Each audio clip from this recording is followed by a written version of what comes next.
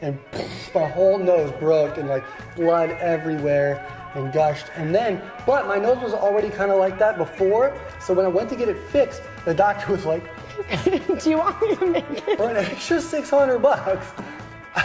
I can fix the big bump on your nose. So full on rhinoplasty. Now you see this masterpiece. And then I remember seeing him after and I was like, I was right. He is really handsome. So anyway. So looks matter, people. This is the first message you want everybody to know. Looks matter.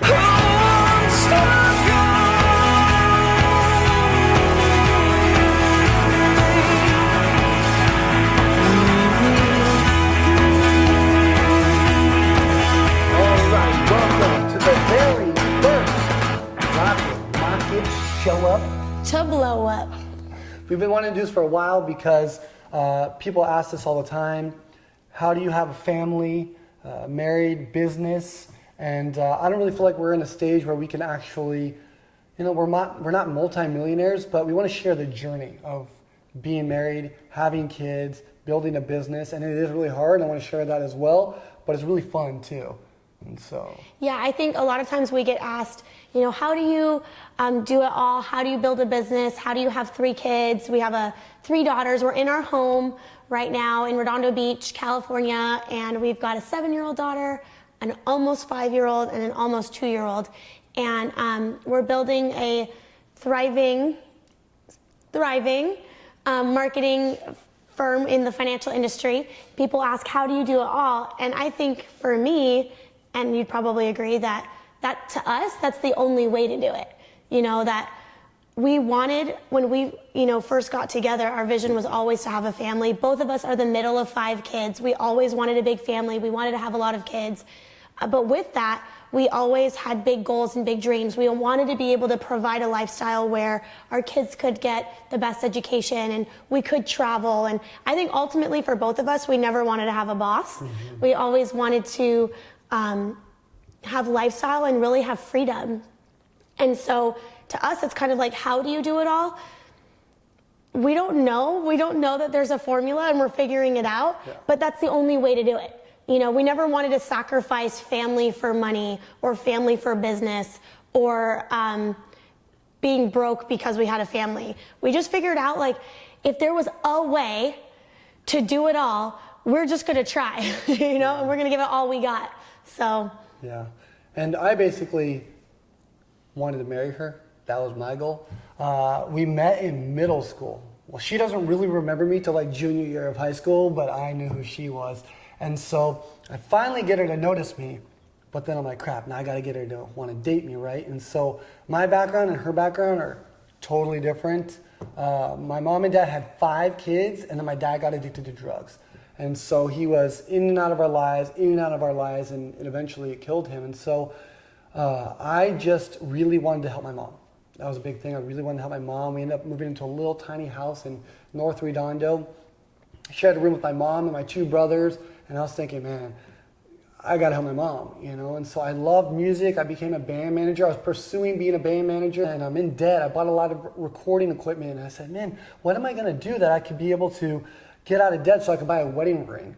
And so that's when I found a business, and we were able to start it together. Remember Adam from high school youth group?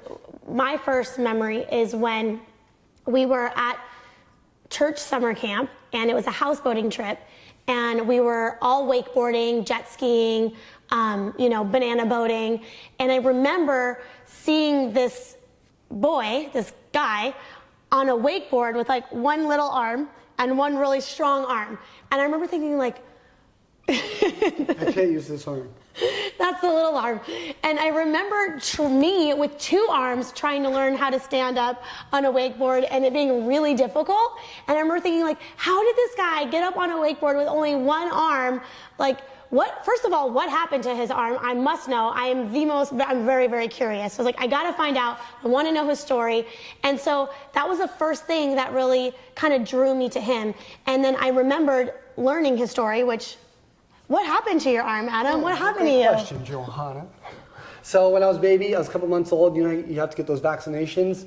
I had a bad reaction to it. It was actually a bad batch in 1983, and just caused nerve damage to the right side of my body. There was a big lawsuit. I didn't get any money from it. My mom had 5 kids, so she was just too busy going on with, life and trying to raise her kids. Yeah, and so that's what happened.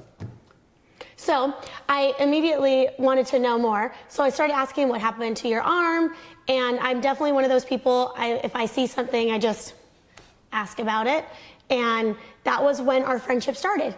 And, my parents are both chiropractors. They're very holistic. And so my dad had talked to me about vaccinations, and so it was really fascinating to me. And that's kind of when our friendship started. And then we really became really good friends. And he was kind of part of like the guy group at church, and I was part of the girl group at church, but we'd all hang out together and have fun together. But I never knew that Adam was interested in me until senior year of high school. She said, she didn't tell me this, but I found out later. She said, well, if only he got braces, or he got his braces off. At the time, he had a full mouth of braces, and I thought, well, once he gets his braces off, he'll be pretty cute. Yeah, and I did that, and then now they're crooked again, so I'm on Invisalign again. But anyway, this episode is sponsored by Invisalign. So we became really good friends, and then our senior year of high school, when I was 17. And then I had to get a nose job. Oh yeah, he did get a nose job. And I remember thinking, man, if he used to have this really big bump on his nose, and I thought, if he got a nose job, he'd probably be really Okay, but wait cute. a second, I gotta talk about the nose here. I don't just get a nose job.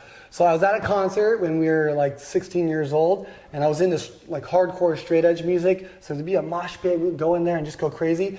And somebody jumped on top of me, like literally jumped, kicked the back of my head, and I slammed in the back of somebody else's head, and my whole nose broke, and like blood everywhere and gushed. But my nose was already kind of like that before, so when I went to get it fixed, the doctor was like, do you want me to make it? for an extra $600, I can fix the big bump on your nose. so full-on rhinoplasty. Now you see this masterpiece. And then I remember seeing him after, and I was like, I was right. He is really handsome. So anyway. So looks matter, people. This is the first message I want everybody to know. Looks matters.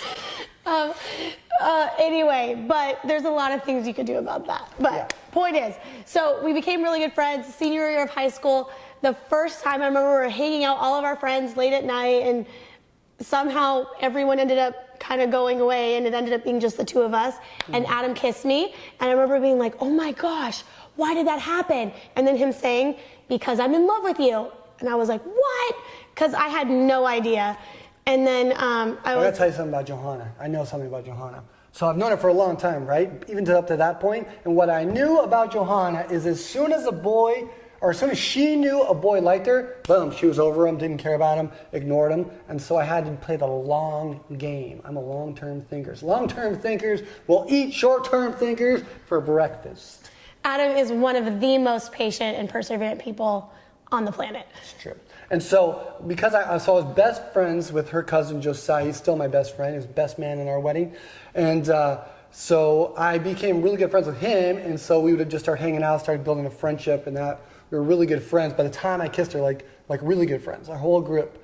And so when I kissed her... That's why it was so shocking, because it was like my best friend, and I didn't know, and then I was like, oh shoot. No, we can only be friends. Well, you should also know, because I was a terrible kisser at this point in my career. It was bad. I had the braces, right? Not only did I have braces, but I had these literally mountain bike shocks in the side of my mouth that if I yawned too big, it would get disconnected. But they were called herps. Not herpes, like herps. But that's what they were called. And they're literally no joke, big bars in the side of my mouth that was supposed to pull out my. I don't know if it did it or not. I don't think it did, but. Pull it out. So I was so self-conscious. Imagine you're about to kiss somebody, you put the tongue in their middle school, it's all about the tongue, right?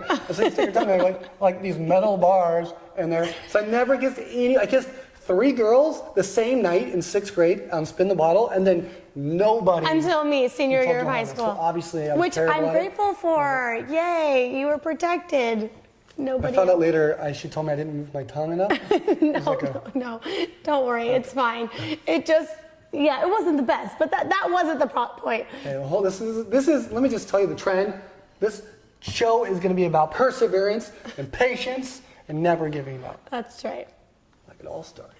So continue. So anyway, but the cool thing was that I really loved about Adam was even when I said, I think let's just be friends, he really was like, okay, let's just be friends. So then we stayed really good friends. But I was still in love with her. And then I went to college. Yeah, she went to this private college. She was like, I know she'd think that. She'd be like, well, I'm going to go to Biola. There's all like, these are like the best of the best, the Christian boys and the handsome Orange County kids. And so she thought she was going to go there and she was going to find her husband. I was like, no. So I actually was going to school for recording engineering at the time. And I would just always show up. I would just be there every time. Yeah, he would. Like Valentine's Day, he showed up at my college campus and was like, yeah, I was just in the area. By the way, you want to be my Valentine? And I was like, yeah. I was not in the area. It was actually very far. But the thing that he showed up, but it wasn't creepy. It was just like in a really, it was really normal and really awesome. And it was funny because then we ended up, I remember just meeting other boys and thinking of anything that ever happened in my life. I just always wanted to like share it with Adam. And I would think like, gosh, he would think this is so funny. I want to tell him all about this. I'd want to like share everything with him. And one day it was kind of like finally sophomore year of college, we at the Dashboard Confessional concert. Oh yeah, this is a really cool story. So we go to the Dashboard Well, basically all of our friends had tickets to go see Dashboard Confessional, one of our favorite bands of the time. I was a competitive dancer growing up, so I had a dance competition, couldn't go. Everybody had tickets except for me. I was bummed. I was gonna miss out. But it was what it was. I had a dance competition. There was a concert right before that nobody had tickets to. Sold out. It was sold out. And Adam said, you know what? Let's just show up. Me and you, let's just show up since you can't go next weekend and we'll just somehow we'll sneak in. And I was like, oh, do you think we could sneak in? He's like, let's try. And I was like, okay. And so we showed up and we got in. It was at Chain Reaction, which is a super small venue. And it was packed. And we were able to push our way to the very front. And I remember Adam was right behind me and I'm right in front. And screaming in front. Yeah, and we're screaming at the top of our lungs the song and everyone's sweating and it was so fun. And I just remember this, we're both screaming at the top of our lungs singing and crammed in amongst all these people. And I remember thinking this, my heart, just stopped. And I was like, do I like Adam? And then I was like, no, I can't. Nah, it's just Adam, And I kind of buried that thought, but that feeling was ignited. And then a few months later, after much patience and perseverance, we ended up dating. And then we dated for 2 years, broke up. He broke up with me after all that. After all that, he broke up with me. It was good. This is why. So we were young, right? We were really young. We were 19 when we started dating. And we wanted to get married, but I was 19 years old and I didn't know what I was going to do with my life. And I knew I didn't want to be an employee. I knew I wanted to run a business. I knew I was entrepreneurial. And so I was pursuing being a band manager. It was very difficult. I'm like, how am I supposed to marry this girl? I can't come in and be like, hey, you want to marry me? And here's my debt. That's true. I didn't really want that. And so it was just, I had to figure out what that was going to be for us. 6 months after breaking up, Adam came back and was like, I made the biggest mistake of my life. You're the best thing that ever happened to me, which was true. And he's like, please take me back. And I was like, no, I like being single. I'm having a good time. And he was like, what? No. And I was like, yeah, I'm happy. And then he persevered over and over and over again and kept showing up. And then what do you know? I think it's because you got skinny during that time. She told me she was so heartbroken that she lost all the I did lose 15 pounds. It was the best diet plan ever.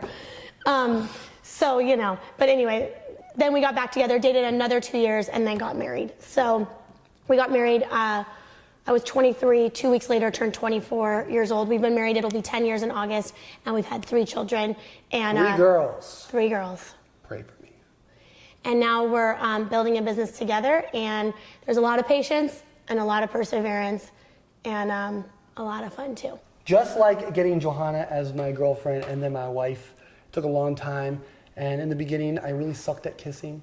And I had to get a nose job and get my braces off. and I had to persevere. But same thing with this channel. Like, I know we're gonna suck at it. This is our first episode, and we're gonna suck for a little while, but we're gonna get good. And we just want to know your comments and your thoughts, and let us know what we can do to get better at it. Because just like anything, it's going to be a journey, and we just want you to be a part of it. And whether we make it or we don't make it real big and become very successful, or whatever that is, success in financially or family, marriage, whatever, or we freaking crash and burn and we lose it all, it's still going to be really interesting to watch. I always think that there's really these really successful people and you want to take advice from them, but I would love to hear their story as they were going through it. And so we're right in the thick of it. We got young kids. Our business is really, I feel like, just getting started, and it's going to be fun.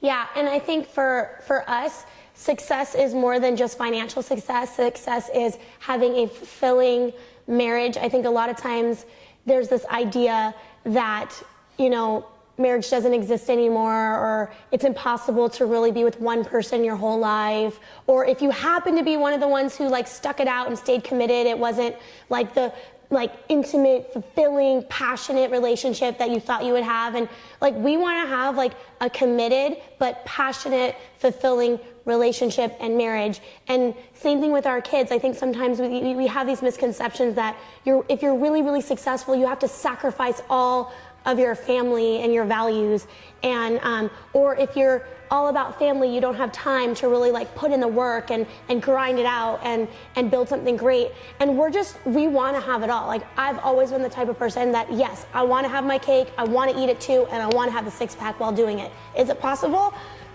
Let's try. Let's just try. No, let's do it. Let's do it. So that's what our vision is and our goal is, and we know that a lot of you out there have that same vision or goal, perhaps. And share it with us. Yeah, we want to hear from you, and definitely comment below and subscribe to our channel. Thanks. Show up to blow up with the Rocket Mockett. We'll have some what is that called? Cinematography. Aerotonics.